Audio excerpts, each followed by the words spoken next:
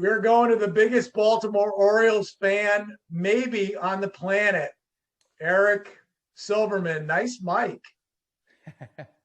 Hey, what's up, everybody? Thank you, Scott. Nice to meet you, Dana. So we got the battle of last place going on right now, man. Orioles and Yanks. We're not in last as of last night, so I'll take it. Hey, serious question. You were around when my all-time hero growing up, I always wanted to be number 35, Moose, Mike Mussina, 35 for the Orioles, right? Yeah. Hopefully you know him a little bit. I do. But my question is, and I learned playing baseball, and I teach my kids this to this very day, Dana, and I try to implore this strategy. He was always the quietest dude. And my dad taught me to be quiet and be humble and just, I pitched, not like him, but just throw strikes, just paint the corners. Just so you give up a home run, who the hell cares? Just you got your next batter to focus on. I know he was with the Orioles first and you saw him after, but can you talk about that mindset and how you can maybe even teach, if it's even teachable, how you can coach and teach my employees and my team members and my athletes? I coach my daughter's softball team, my son's baseball team. How can I implore that upon my players and my team members to have that quiet persona and just put your head down and do your job? Yeah. Well, in terms of persona, it's very difficult to have people recreate who they are, right? So that I just want to put that out there. But a couple of things about your idol in Mike Mussina. Number one, what was his nickname? Do you remember that? You broke up. I probably know it. Say it one more time, that last part. What was his Mike nickname? Mussina, what was his nickname? Moose. Well, there he had another one too. I'll tell it to you. He was known as the Professor. Oh yeah, absolutely. Okay? Yes. So he got that nickname because, again, remember how I just said knowledge leads to conviction, marketing, intelligence, practice, all that. He was obsessive.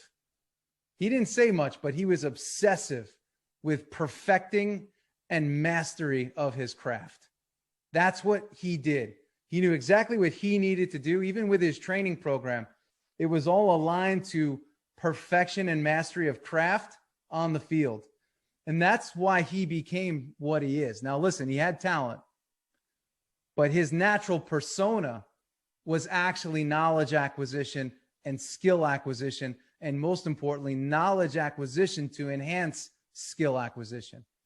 So it would be very difficult to recreate a Mike Mussina, but it would be actually quite easy to instill the principles which made a Mike Mussina into some of your people by them first understanding, hey, what do you struggle with?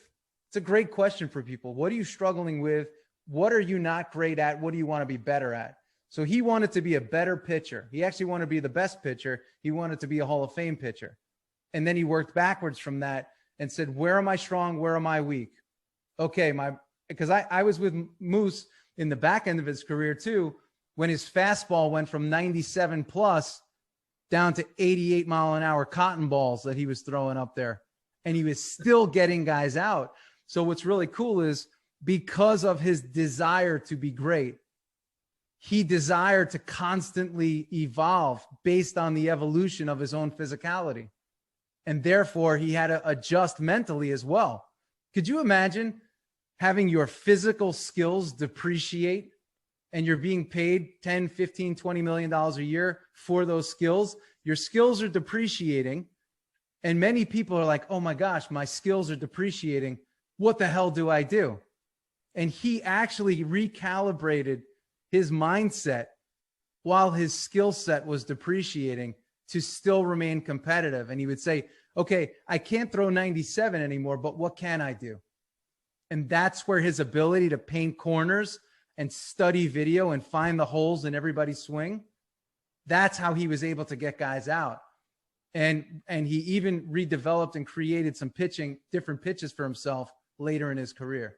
So we could teach that desire for skill acquisition at any age, but we have to show our kids the importance of acquiring skill and how that skill acquisition can help them compete at a higher level than they are now. I love it. I love it. Thank you, Yeah. man. I appreciate it. Thanks, Eric. Thank you.